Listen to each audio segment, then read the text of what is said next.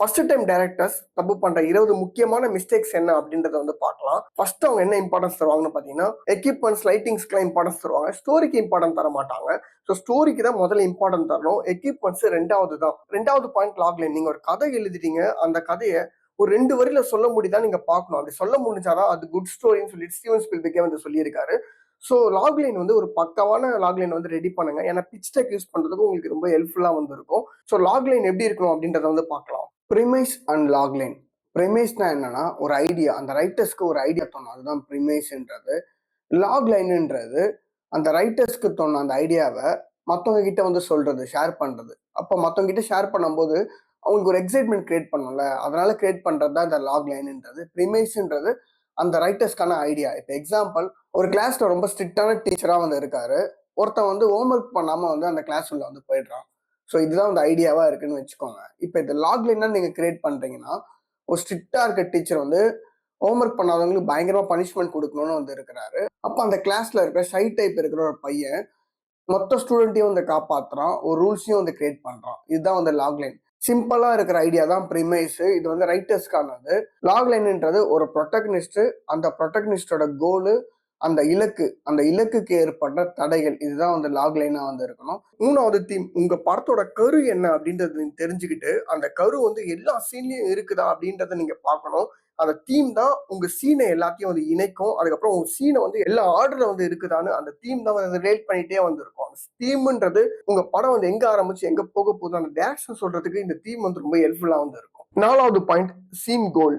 இந்த சீனோட கோலுக்கு முக்கியமா இருக்கிற 3 பாயிண்ட்ஸ் என்னன்னா, கேரக்டரோட கோல், அந்த கோலுக்கு தேவைப்படுற நீடு, அதுக்கப்புறம் கான்ஃபிளிக்ட், அதுக்கப்புறம் பாஸ் ஆர் ஃபெயில். எக்ஸாம்பிள், பாஷா படத்துல அவரோட தம்பி போலீஸ் வேலைக்கு வெரிஃபிகேஷனுக்காக ரஜினிகாந்த் வந்து போவாரு. அவரோட கோல் அப்ப என்னவா இருக்கும்னு பாத்தீங்கன்னா, அந்த வயலன்ஸ்லாம் அவாய்ட் பண்ணிட்டு அவங்க தம்பி தங்கச்சி எல்லாத்தையும் வந்து படிக்க வைக்கணும், ஒரு நார்மல் பீஸ்ஃபுல் லைஃப் வாழணும்ன்றது தான் அந்த கேரக்டரோட கோல். கான்ஃபிளிக்ட்ன்றது அவரோட பழைய வயலன்ஸான வாழ்க்கையை ரிமெம்பர் பண்ணுவாங்க அந்த இடத்துல. இந்த இடத்துல கான்ஃபிளிக்ட் கிரியேட் ஆனதுக்கு அப்புறம் கூட அந்த வயலன்ஸ் அவாய்ட் பண்ணிட்டு அந்த பாஷான்ற கேரக்டர் அந்த இடத்த விட்டு போவாங்க. ஆடியன்ஸ்க்கு எல்லாருக்குமே வந்து தெரியும் அவர் பெரிய டான் எல்லாமே வந்து, பட் அந்த இடத்துல வயலன்ஸ் அவாய்ட் பண்ணிட்டு போறது தான் இந்த கேரக்டரோட கோல். இந்த கேரக்டர் வந்து சக்சஸ் ஆயிருக்கும், அதான் பாஸ். இப்போ பருத்திவீரன் படத்தோட கிளைமேக்ஸ் வந்து எடுத்துக்கோங்க. அந்த கேரக்டரோட கோல் என்ன? அந்த கிளைமேக்ஸ்ல முத்தாவை கல்யாணம் பண்ணிட்டு ஒரு நார்மல் லைஃப் வாழணும் தான் அந்த கேரக்டரோட கோல். லாஸ்ட் சீன்ல அந்த கேரக்டர் வந்து உள்ள நுழையுது. கான்ஃபிளிக்ட் என்னவா இருந்திருக்கும்னா, அந்த படத்துல அந்த கேரக்டரோட ஃபிளா தான், ரெஸ்பான்சிபிலிட்டியா வந்து அந்த கேரக்டர் வந்து இருந்திருக்காது, ஊதாரித்தனம் வந்து பண்ணிட்டு இருந்திருக்கும். அது மட்டும் இல்லாம இன்னொரு கான்ஃபிளிக்ட் என்ன இருக்குன்னா, கேஸ்ட் பிரச்சனைகளும் அது ஒரு கான்ஃபிளிக்டா வந்து இருக்குது. ஸோ இந்த கான்ஃபிளிக்டால இந்த கேரக்டரோட கோல் வந்து அழியப்படும். முத்தலுக்கு வந்து கொலை பண்ணிடுவாங்க, இந்த கேரக்டர் வந்து இறந்து போயிடும். பருத்திவீரன்ற கேரக்டர் வந்து ஃபெயிலா இருக்கும். ஸோ இந்த 3 இம்பார்ட்டன்டான பாயிண்ட்ஸ் வந்து இருக்கணும் ஒரு சீனோட கோலுக்கு முக்கியமான பாயிண்ட்ஸ். 5வது பாயிண்ட், கான்ஃபிளிக்ட். கான்ஃபிளிக்ட்னா என்னன்னா, ஒரு கதாபாத்திரம் இல்லைன்னா அந்த கதைக்கு ஒரு இலக்கு இருக்கும், அந்த இலக்கை தடுக்கிறதுக்கு எல்லாமே வந்து கான்ஃபிளிக்ட் தான். எக்ஸாம்பிள் நீங்க ஈஸியா புரிஞ்சுக்கணும்னா, எக்ஸாம் எழுதி நல்ல மதிப்பெண் எடுக்கணும், நீங்க எக்ஸாம் ஹாலுக்கு போறீங்க. அப்போ அந்த ஆல் டிக்கெட் வந்து கொண்டு போகல. ஆல் டிக்கெட் கொண்டு போகணும்னு பிரின்சிபல் கிட்ட போறீங்க, டீச்சர் கிட்ட போறீங்க, உங்க வீட்டுக்கு ஃபோன் பண்ணி அந்த ஆல் டிக்கெட் கொண்டு வந்து கொடுக்குறாங்க. ஒரு 1/2 hour வந்து டிலே ஆகுது. மறுபடியும் வந்து நீங்க எக்ஸாம் எழுதுறீங்க, உங்களோட மைண்ட் செட் எல்லாமே வந்து சேஞ்ச் ஆயிருக்கும். அந்த தடை நடந்துச்சு பாத்தீங்களா, அந்த ஆல் டிக்கெட்டை மிஸ் பண்ணீங்கல்ல, ஸோ அதுதான் ஒரு கான்ஃபிளிக்ட். அந்த கான்ஃபிளிக்டால உங்களுக்கு அந்த எக்ஸாம் எழுதும் போது நார்மலா வந்து இருந்தீங்கன்னா ஒரு மைண்ட் செட் இருந்திருக்கும்.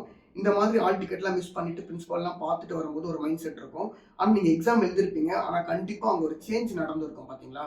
நார்மலாக வந்து எழுதுறதுக்கும் இந்த மாதிரி மிஸ் பண்ணி எழுதுறதுக்கும் அந்த சேஞ்ச் வந்து கிரியேட் பண்ணும், ஒரு ப்ரெஷரை இன்க்ரீஸ் பண்ணும். அதனால ஆடியன்ஸ் வந்து டென்ஷன் வந்து கிரியேட் ஆகும், ஆடியன்ஸ் ரொம்ப என்கேஜ் பண்ணி அந்த படத்தை வந்து பார்ப்பாங்க. இதுதான் வந்து கான்ஃபிளிக்ட். ஒரு கதையில நிறைய கான்ஃபிளிக்ட் வந்து இருக்கலாம், சீன் பை சீனும் கான்ஃபிளிக்ட் வந்து இருக்கணும். ஒரு காட்சி நீங்க எழுதிட்டீங்க, அந்த காட்சியில வர அந்த கதாபாத்திரங்கள் வராங்கன்னா அந்த கதாபாத்திரத்தோட நோக்கங்கள் வந்து உங்களுக்கு தெரியணும். இந்த நோக்கங்கள் தெரிஞ்சாலே உங்களுக்கு ஆட்டோமேட்டிக்கா கான்ஃபிளிக்ட் வந்து வந்துடும். இந்த எக்ஸாம் ஹாலுக்கு எக்ஸாம் எழுத போறான்றது உங்களுக்கு தெரிஞ்சிச்சுனாலே ஆல் டிக்கெட் மிஸ் பண்ணிட்டான், பென்னு மிஸ் பண்ணிட்டான், நீங்க ஏகப்பட்ட தடைகள் வந்து போடுவீங்க. கான்ஃபிளிக்ட்ன்றது இப்போ நான் இந்த வீடியோ பண்ணணும்னு நினைக்கிறேன், பேட்டரி வந்து லோ ஆகுது, அதுதான் கான்ஃபிளிக்ட். ஸோ இந்த சீன் கான்ஃபிளிக்ட் எழுதுறதுக்கு முக்கியமான 4 பாயிண்ட்ஸ் வந்து உங்களுக்கு தேவை. அந்த சீனோட கோல் என்னன்னு வந்து உங்களுக்கு தெரியணும்.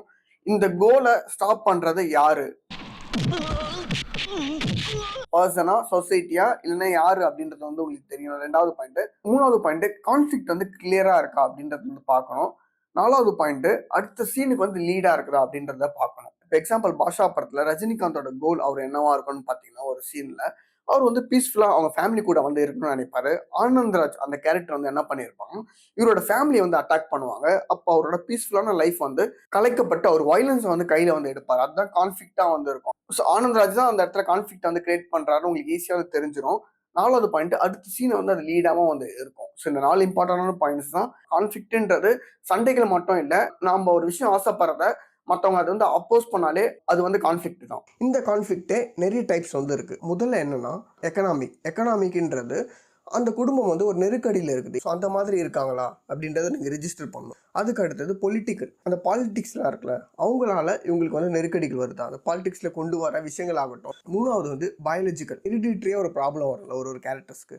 அது நீங்கள் வந்து மென்ஷன் பண்ணணும். அது ஸ்டார்டிங்கில் இந்த ஸ்டோரி ஆஃப் கான்ஃப்ளிக்ட் அவங்களுக்கு என்ன ப்ராப்ளம் வருது சொல்லுது. அடுத்தது ஐடியாலஜிக்கல். ஒவ்வொரு பர்சன் வந்து ஒவ்வொரு கோட்பாடில் இருப்பாங்க. இப்போ அன்னியன் படத்தில் பார்த்தீங்கன்னா விக்ரம் வந்து கரெக்டாக ஒரு ரூல்ஸ் ஒரு ரெகுலேஷன்லாம் வச்சிருப்பாரு. அதனால் அவருக்கு நெருக்கடிகள் வந்து ஏற்படுத்தல. 5வது பாயிண்ட் வந்து என்வாயர்மெண்ட்டால் இந்த ஸ்டோரிக்கு வந்து நெருக்கடி வருது. இன்டர்ஸ்டெல்லார் படம் பார்த்தீங்கன்னா அந்த என்வாயர்மெண்ட் ஃபுல்லாகவே அஃபெக்ட் ஆகிருக்கும். அழிய போகுது பூமி வந்து. அதனால அந்த ஸ்டோரி வந்து ஒரு கான்ஃப்ளிக்ட் வருது. அடுத்தது 6வது பாயிண்ட் வந்து சொசைட்டி. யாராச்சும் ஒரு கொள்ளடிக்கிறாங்க, கற்பழிக்கிறாங்க, பாலியல் தொந்தரவு ஒருத்தவங்க பண்ணுறாங்க. இந்த மாதிரி சொசைட்டி சமூகத்தில் நடக்கிற ஒரு சில விஷயங்களால் உங்கள் கதைக்கு வந்து ஒரு கான்ஃப்ளிக்ட் வருது அப்படின்னு எழுதிக்கணும்.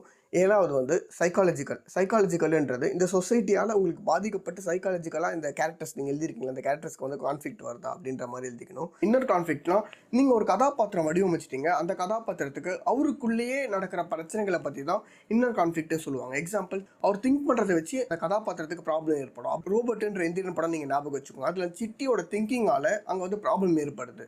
நான் சிந்திக்க ஆரம்பிச்சிட்டேன். இதையும் படம் வச்சுக்கோங்க. அவருக்கு லவ் ஃபீலிங் ஏற்படுது.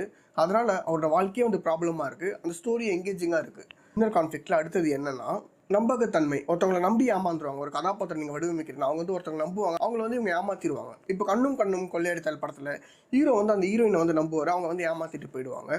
Inner conflict. அந்த இன்னர் கான்ஃப்ளிக்ட்டில் இந்த கதாபாத்திரம் நம்புனாங்களே அவங்க ஏமாத்துறாங்க. அதனால இவங்களுக்கு ப்ராப்ளம் ஏற்படுது. Decision making. இப்போது ஒரு கதாபாத்திரம் நீங்கள் உருவாக்குறீங்க, அவங்க ஒரு டெசிஷன் எடுக்கிறாங்க, அந்த டெசிஷன் தப்பாக முடிஞ்சு அதில் ஒரு பிரச்சனை வருது பார்த்தீங்களா. அது என்னென்ன எக்ஸாம்பிள், நல்ல ஃபிலிம் நாடோடிகள் படம் எடுத்துக்கோங்க. சசிகுமார் வந்து அவங்க ஃப்ரெண்ட்ஸுக்கு ஹெல்ப் பண்ணலாம் சொல்லிட்டு ஒரு டெசிஷன் எடுப்பார். அது தப்பான ஒரு டெசிஷன் எடுத்திருக்காருல, அதனால ஒரு வாழ்க்கை எல்லாமே மாறும், அந்த கேரக்டருக்கு எல்லாமே மாறும் பார்த்தீங்களா. இதுதான் இன்னர் கான்ஃப்ளிக்டில் இருக்க டெசிஷன் மேக்கிங். அடுத்தது இன்னர் கான்ஃப்ளிக்டில் தவறான நட்புன்னு நம்ம பழகுவோம் பார்த்தீங்களா, அதனால நம்மளுக்கு ஏற்படும் பார்த்தீங்களா நெருக்கடிகள். இப்போ சித்திரம் பேசடி படத்தில் நரேன் வந்து ஒரு வில்லன் கூட போய் ஜாயின் பண்ணிடுவார். தவறான நபர் கூட அவர் ஜாயின் பண்ணதால அவருக்கு லவ் பிரச்சனைகள்லாம் வருது. அதனால அவர் மேலே கெட்ட அபிப்பிராயங்கள் வர ஆரம்பிக்குது பார்த்தீங்களா. இது எல்லாமே இன்னர் கான்ஃப்ளிக்ட். அடுத்தது பர்சனல் கான்ஃப்ளிக்ட். இந்த பர்சனல் கான்ஃப்ளிக்ட்ன்றது இப்போ நீங்கள் கேரக்டர் வடிவமைச்சாலும் பர்சனல் லைஃப் ப்ரொஃபஷனல் லைஃப்னு பிரிப்பீங்களா, அதே மாதிரி பர்சனல் லைஃப்னா இந்த கேரக்டருக்கு இருக்க ஃப்ரெண்ட்ஸ் மூலியமாக வர பிரச்சனைகள், ஃபேமிலி மூலியமாக வர பிரச்சனைகள், ரிலேஷன் மூலியமாக வர பிரச்சனைகள், அது மூலியமாக வரும் பார்த்தீங்களா பிரச்சனைகள். இது எல்லாமே பர்சனல் கான்ஃப்ளிக்ட் இருக்க பிரச்சனைகள். ஒரு நல்ல ஃபேமிலி ட்ராமா படம் எல்லாமே இந்த பர்சனல் கான்ஃப்ளிக்டில் நடக்கும். அதாவது சூரிய வம்சம் படம் கூட பார்த்தீங்கன்னா அவங்க அப்பா பேச்சு ஒரு மதிக்க மாட்டார், அதனால பிரச்சனைகள் ஏற்படும். இப்போ தர்மதுரை படத்தில் அவங்க ஃபேமிலிக்குள்ளேயே வந்து அடிச்சுப்பாங்க. இந்த மாதிரி ஃபேமிலிக்குள்ளேயே நடக்கிற பிரச்சனைகள் எல்லாமே பர்சனல் கான்ஃப்ளிக்டில் வரும். அடுத்தது எக்ஸ்ட்ரா பர்சனல் கான்ஃப்ளிக்ட். அதாவது இப்போ நீங்கள் ஒர்க் பண்ணுறீங்க, அங்கே மேனேஜர் இருக்கார்ல, அந்த மேனேஜரால் உங்களுக்கு வர பிரச்சனைகள், அந்த மாதிரியான வரும் பார்த்தீங்களா படத்தில். VIP 2 கூட எடுத்துக்கோங்க. மேனேஜரால் வர பிரச்சனைகள் தான் இவர் ஃபேஸ் பண்ணுவார் அந்த படத்தில். ஸோ அந்த மாதிரி இருக்க கான்ஃப்ளிக்ட் தான் எக்ஸ்ட்ரா பர்சனல் கான்ஃப்ளிக்ட். இல்லை எக்ஸாம்பிள் வந்து கத்தி படம் கூட எடுத்துக்கலாம். ஒரு கார்பரேட்டில் இருக்க பர்சனால இவருக்கு வந்து பிரச்சனைகள் வருது பார்த்தீங்கன்னா இந்த கதாபாத்திரத்துக்கு, அது எல்லாமே எக்ஸ்ட்ரா பர்சனல் கான்ஃப்ளிக்டில் வரும். 6வது ஸ்டோரி போர்டு. இப்போ AI சாஃப்ட்வேர்லாம் நிறைய வந்ததால ஒவ்வொரு சீனுக்கும் நீங்கள் ஈஸியாக ஸ்டோரி போர்டு வந்து கிரியேட் பண்ணிடலாம். அதுக்கப்புறம் கேமராமேனை வச்சு ஷார்ட் டிவிஷன் எல்லாமே வந்து பண்ணிடுங்க. என்னென்ன லென்ஸ் யூஸ் பண்ண போறீங்க, என்னென்ன ஆங்கிள் எடுக்க போறீங்க அப்படின்றது வந்து நீங்கள் எல்லாமே வந்து முன்னாடியே ப்ரீ ப்ரொடக்ஷன்லேயே பண்ணி வச்சிருங்க. 8வது ரிகர்சல். நீங்க ஷூட் போறதுக்கு முன்னாடி ஆர்டிஸ்ட்டை வச்சு அவங்க என்ன பண்ண போறாங்க, அவங்களோட கேரக்டர்ஸ் என்ன, அது எல்லாமே ரிகர்சல் வந்து பண்ணிடுங்க. ரிகர்சல் பண்ணாம நீங்க ஷூட்டுக்கு போனீங்கன்னா உங்க காசு வந்து அதிகமா செலவாக ஆரம்பிக்கும், உங்களுக்கும் அதிகமா கான்ஃபிடென்ட் இல்லாம வந்து போயிடும். 9வது மிஸ்டேக் என்னன்னா லொகேஷன் பார்த்துட்டு பர்மிஷன் கிடைக்குமான்னு முன்னாடி டிசைட் பண்ணிருக்கேன். ஸ்ட்ரெயிட்டா கேமரா கொண்டு போயிட்டு எல்லாரையும் கொண்டு போயிட்டு லொகேஷனுக்கு பர்மிஷன் கிடைக்கலன்னா அது எல்லாமே எக்ஸ்பென்ஸ் அதிகமாயிடும். ஸோ லொகேஷன் முன்னாடியே பார்த்துட்டு பர்மிஷன்லாம் கிடைக்குதா, லொகேஷனாக ஷூட் பண்ணலாமா அப்படின்ற எல்லாமே விசாரிச்சு வச்சிருங்க. 10வது பட்ஜெட். உங்க படத்துக்கு எவ்வளவு பட்ஜெட் ஆக போகுதுன்றத கேமராமேனை கூப்பிட்டு விசாரிச்சுக்கோங்க. எவ்வளவு எக்யூப்மெண்ட்ஸ்க்குலாம் ஆக போகுது, அப்புறம் ஆர்ட் டைரக்டர் கூப்பிட்டு ப்ராப்பர்ட்டிஸ்க்கு எவ்வளோ ஆக போகுது, மேக்கப் ஆர்டிஸ்ட் கூப்பிட்டு எவ்வளோ ஆக போகுது, எத்தனை பேர் வராங்க, ஃபுட் சார்ஜ் எவ்வளோ ஆக போகுது, அங்கே தங்குறதுக்கு ரூம் செலவு எவ்வளோ ஆக போகுது, எப்படி கூப்பிட்டு போறீங்க, அந்த டிரான்ஸ்போர்ட் செலவு எவ்வளோ ஆக போகுது, இப்படின்ற செலவு எல்லாமே நீங்க பக்காவா போட்டு வச்சிருங்க. இவ்வளோ பட்ஜெட் ஆக போகுதுன்றத அதுக்கப்புறம் 2 நாள் எக்ஸ்டெண்ட் பண்ணி போடுங்க. சப்போஸ் வந்து ஷூட் 2 நாளோ, 1 நாளோ மழை பெஞ்சு நிக்குதுன்னா கூட நீங்க வந்து ஷூட் பண்ணிட்டு வந்துரலாம். காசு ரொம்ப டைட்டா போட்டிருந்தீங்கன்னா, ஒரு நாள் எமர்ஜென்சி ஆனா கூட அப்படியே மொத்த ஷூட்டும் வந்து கேன்சல் ஆயிடும். ஸோ 2 நாள் வந்து ஷூட்ட தள்ளியே போடுங்க. 12 நாள் எடுக்க போறீங்கன்னா, 14 நாள் ஷூட்டுக்கு வந்து பிளான் வந்து போட்டு வச்சுக்கோங்க. பட்ஜெட் எல்லாமே. 11 ஒரு ஆர்டிஸ்ட்ட நீங்க நிறைய டேக்ஸ் வந்து எடுக்கலாம். ஆனா அது ரிஹர்சல்ல எடுக்கலாம் தவிர, நீங்க ஷூட் அப்ப எடுக்க ஆரம்பிச்சீங்கன்னா, ஆர்டிஸ்ட்லாம் டென்ஷன் ஆக ஆரம்பிச்சுருவாங்க. உங்களுக்கு லைட்ஸ்லாம் போக ஆரம்பிக்கும். அடுத்து நீங்க எடுக்கலான்னு பிளான் பண்ணி வச்சிருந்த சீன்ஸ் எதுவுமே எடுக்க முடியாம போயிடும். அதனால நிறைய டேக்ஸ் எடுக்கணுன்ற அந்த மென்டாலிட்டி வந்து நீங்க ஷூட் அப்போ வந்து விட்டுடுங்க. ரிஹர்சல்ல நிறைய டேக்ஸ் எடுக்கணுன்ற மென்டாலிட்டி கொண்டு வந்துருங்க. ஷூட் அப்போ 2, 3 டேக்லயே ஓகே பண்ணணும். அதுக்கேத்த மாதிரி நீங்க அப்ரோச் பண்ணுங்க ஆர்டிஸ்ட்ட. அதுக்கப்புறம் சவுண்டுக்கு இம்பார்ட்டன்ட் குடுங்க. நீங்க ஜெனரேட்டர் யூஸ் பண்ணல, அந்த இடத்துல நாய்ஸ் இல்லன்னு கேட்டாலே, நீங்க லைவ் சவுண்ட வந்து அப்ரோச் பண்ணி எடுக்க ஆரம்பிக்கலாம். சப்போஸ் லைவ் சவுண்ட் எடுக்க முடியலனா, ப்ராப்பரான ஒரு இடத்துல டப்பிங்கு, சவுண்ட் டிசைனர், மியூசிக் எல்லாமே ப்ராப்பரான ஆளுங்கள வந்து பிடிங்க. விஷுவல் எவ்வளவு இம்பார்ட்டன்ட்டோ அதே அளவு இம்பார்ட்டன்ட் தான் சவுண்டும். 13வது உங்களுக்கு பட்ஜெட் இல்லன்ற காரணத்துக்காக நீங்க லைட்டிங் யூஸ் பண்ணலன்னு வச்சுக்கோங்க. ஏன்னா லைட்டிங் யூஸ் பண்ணா ஜெனரேட்டர் யூஸ் பண்ணணும். அப்புறம் அவங்களுக்கு ஆள் வருவாங்க. ஜெனரேட்டர் யூஸ் பண்ணீங்கன்னா டிரைவர் கொண்டு வரணும், குட்டியானலாம் கொண்டு வரணும். இதெல்லாம் அதிகமான பட்ஜெட் ஆகும். ஸோ நீங்க லைட்டிங் யூஸ் பண்ணலன்ற கான்செப்ட்ல இருக்கீங்க. சரி லைட்டிங்லாம் தேவையில்லைன்னு சொல்லிட்டு. அப்ப நீங்க என்ன பண்ணணும்னா, நீங்க ஷூட் பண்ற இடத்துல அவைலபிள் லைட்ஸ்லாம் என்னென்னலாம் இருக்குதுன்றத நீங்க ஃபர்ஸ்ட் ரெடி பண்ணணும். அதுக்கப்புறம் நெருப்பு யூஸ் பண்ணலாமா, கேண்டில் யூஸ் பண்ணலாமான்னு அவைலபிள் லைட்ட வந்து நீங்க யூஸ் பண்ணணும். மொத்தமா லைட்டே தேவையில்லன்னு அப்படியே இக்னோர் பண்ணாதீங்க. அப்படி இக்னோர் பண்ணீங்கன்னா உங்க படத்தோட குவாலிட்டி வந்து கண்டிப்பா வந்து அடி வாங்கும். ஸோ இத வந்து 13வது மிஸ்டேக்கா பண்ணாதீங்க. 14வது நீங்க என்ன ஷாட் எடுக்க போறீங்க, என்ன சீன்ன்றது உங்களுக்கு முன்னாடியே தெரிஞ்சிருக்கணும். அங்க போயிட்டு அவங்க பண்றாங்கன்றதால 10 ஆங்கிள்ல ஷூட் பண்ணிட்டு இருக்காதீங்க. அந்த சீன் என்ன, அந்த சீனோட மூட் என்ன, அந்த சீன்ல எந்த ஆங்கிள் வந்து நம்ம எடுக்கணும் அப்படின்றத முன்னாடியே டிசைட் பண்ணிடுங்க. அத அங்க போய் ஷூட் பண்ணுங்க. சும்மா வீடியோ கவரேஜ் மாதிரி எல்லா ஆங்கிள்லயும் வந்து கேமரா வச்சு எடுத்துக்கிட்டு எடிட்டிங்ல பாத்துக்கலாம். அந்த தாட்ல வந்து கண்டிப்பா ஷூட் பண்ணாதீங்க. படம் வந்து நீங்க என்ன எடுக்க போறீங்கன்றது உங்க மைண்ட்ல இருக்கணும். அத மட்டும் ஷூட் பண்ணுங்க. உங்களுக்கு கான்ஃபிடென்ட் இல்லைன்னா 1, 2 ஆங்கிள் வந்து எடுத்து வச்சுக்கோங்க. மத்தபடி எல்லாமே எடிட்டிங்ல பண்ணலான்ட்டு அந்த தாட்ட வந்து தூக்கி போட்டுருங்க. அதுக்கப்புறம் கான்வர்சேஷன். நீங்க தான் டைரக்டர். ஸோ எல்லார்கிட்டயும் நீங்க கூப்பிட்டு ஒரு கான்வர்சேஷன் இருக்கும். ஒரு ஃப்ரெண்ட்ஷிப் மாதிரி பில்ட் ஆகணும். எல்லார்கிட்டயும் நீங்க வேலை வாங்குற மாதிரி நீங்க ஒரு பொசிஷன்ல இருக்க போறீங்க. ஸோ எல்லார்கிட்டயும் பேசி அவங்க என்னென்ன டேலண்ட் இருக்காங்கன்றத நீங்க புரிஞ்சுக்கணும். அதுக்கப்புறம் அவங்க கிட்ட எப்படி அப்ரோச் பண்ணலாம், எப்படி வேலை வாங்கலான்றத நீங்க தெரிஞ்சு வச்சுக்கணும். ஸோ எல்லார்கிட்டயும் நீங்க ஃப்ரெண்ட்லியா அப்ரோச் பண்ணா மட்டும் தான் அந்த வேலை வந்து நடக்க ஆரம்பிக்கும். நீங்க டைரக்டர்ன்றதால கத்திட்டு புடிச்சிட்டு இருந்தீங்கன்னா வேலை வந்து நடக்க முடியாம போயிடும். ஸோ எல்லார்கிட்ட ஃப்ரெண்ட்லியா அப்ரோச் பண்ணி உங்களுக்கு தேவையான வேலையை வந்து வாங்கிக்கோங்க. இப்போ நீங்க ஷூட் பண்ணி முடிச்சதுக்கு அப்புறமா எடிட்டிங்ல எல்லா ஷார்ட்ஸும் யூஸ் பண்ணலாம் அப்படின்ற தாட்டை விட்டுடுங்க. ஒரு சில ஷார்ட்ஸ் நல்லா இருக்கு, இதுலயே நல்லா ஃபீலிங் கன்வே ஆகுதுன்னா அந்த ஷார்ட் அப்படியே வந்து விட்டுருங்க. நான் எடுத்துட்டேன் இந்த ஷார்ட்ஸ்லான்றதுக்காக அதை யூஸ் பண்ணாதீங்க. எடிட்டிங்ல இந்த மிஸ்டேக்ஸ் வந்து கண்டிப்பா பண்ணாதீங்க. அதுக்கப்புறம் நீங்க எடிட் பண்ணி முடிச்சதுக்கு அப்புறமா அந்த கதை வந்து ஃப்ளோவா போதான்னு பாருங்க. அதுக்கப்புறம் டென்ஷன்லாம் கிரியேட் ஆகுதா ஒவ்வொரு சீன்லயும் அப்படின்னு பாருங்க. என்ன நேரத்துல லேக் இல்லாம போர் அடிக்காம இருக்குதா அப்படின்றத நீங்க செக் பண்ணிக்கோங்க.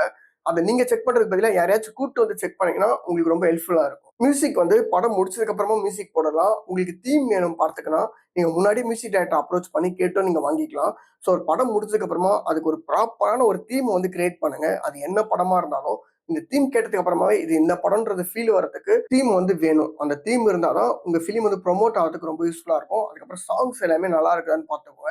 ஏன்னா ஆடியோ ரைட்ஸ்க்கு கொஞ்சம் காசு கிடைக்கும். அதனால நீங்க ஃபிலிம் பண்ணும்போது அது ப்ரொமோஷனுக்கும் உங்களுக்கு வந்து யூஸ் ஆக ஆரம்பிக்கும். 19 நீங்க கதையும் ஷார்ட்ஸும் வந்து நீங்களா முயற்சி பண்ணி ஓனா கிரியேட் பண்ணுங்க. மத்தவங்க கிட்ட இருந்து காப்பி அடிக்காதீங்க. அப்படி காப்பி அடிச்சு நீங்க என்னதான் பெரிய லெவல்ல பண்ணாலுமே நீங்க காப்பி அடிச்ச டைரக்டர் அப்படின்றவாங்க. இது ஒரு காப்பியான ஃபிலிம் அப்படின்னு சொல்லிட்டு அழகா ஓரம் கட்டிடுவாங்க. நீங்க எவ்வளவுதான் முயற்சி பண்ணி கஷ்டப்பட்டு ஷூட் பண்ணியிருந்தாலுமே அந்த காப்பி பண்றத அவாய்ட் பண்ணிட்டு ஓனா பண்ணுங்க. கண்டிப்பா தப்பாவாது. அது ஒரு யூனிக்கா தான் தெரியுமே. இப்ப படம்லாம் முடிச்சிட்டீங்க, இல்ல ஸ்டோரிலாம் முடிச்சிட்டீங்கன்னா கண்டிப்பா யார்கிட்டயாச்சும் கொடுத்து ஃபீட்பேக் வந்து வாங்குங்க.